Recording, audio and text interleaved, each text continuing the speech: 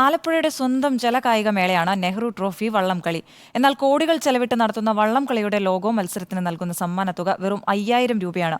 ഭാവനയും സർഗാത്മകതയും ചേരുന്ന രചനയ്ക്ക് ഇത്ര രൂപ മാത്രം മതിയോ സമ്മാനം? ഈ ചോദ്യം കളക്ടർ അധ്യക്ഷനായ നെഹ്റു ട്രോഫി ബോട്ട് റേസ് കമ്മിറ്റിക്ക് മുന്നിൽ സമർപ്പിക്കുന്നു. എല്ലാ വർഷവും ഓഗസ്റ്റിലെ 2ാം ശനിയാഴ്ചയാണ് ആലപ്പുഴയുടെ സ്വന്തം ജലമേളയായ നെഹ്റു ട്രോഫി വള്ളംകളി. ഇക്കുറി ഓഗസ്റ്റ് 10-നാണത്. ഓരോ കൊല്ലവും ലോഗോ രചനയ്ക്കായി മത്സരം നടത്തും. തിരഞ്ഞെടുക്കുന്ന ലോഗോയ്ക്ക് സമ്മാനവും നൽകും. സമ്മാനത്തുക കേട്ടാൽ കട്ട ശോകമാണ്. വെറും 5000 രൂപ മാത്രം. ഇത്തവണത്തെ നെഹ്റു ട്രോഫി വള്ളംകളിയുടെ ബജറ്റ് 2.45 കോടി രൂപ.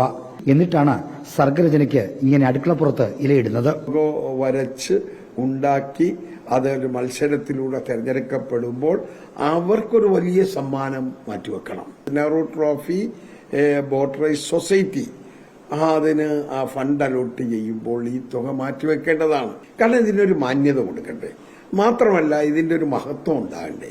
ധൂർത്തിന്റെ മേള കൂടിയായാണ് നെഹ്റു ട്രോഫി വള്ളംകളി അറിയപ്പെടുന്നത്. വള്ളംകളി ദിവസം ജഡ്ജസിന് സഞ്ചരിക്കാൻ വാടകയ്ക്കെടുക്കുന്ന ബോട്ടിനൊക്കെ ലക്ഷങ്ങളാണ് എഴുതിയെടുക്കുന്നത്. എന്നാൽ ലോഗോ രചന പോലുള്ളവയ്ക്ക് സമ്മാനം നൽകാൻ പണമില്ല. അത് പബ്ലിസിറ്റി കമ്മിറ്റി പിരിവിലൂടെ കണ്ടെത്തണം.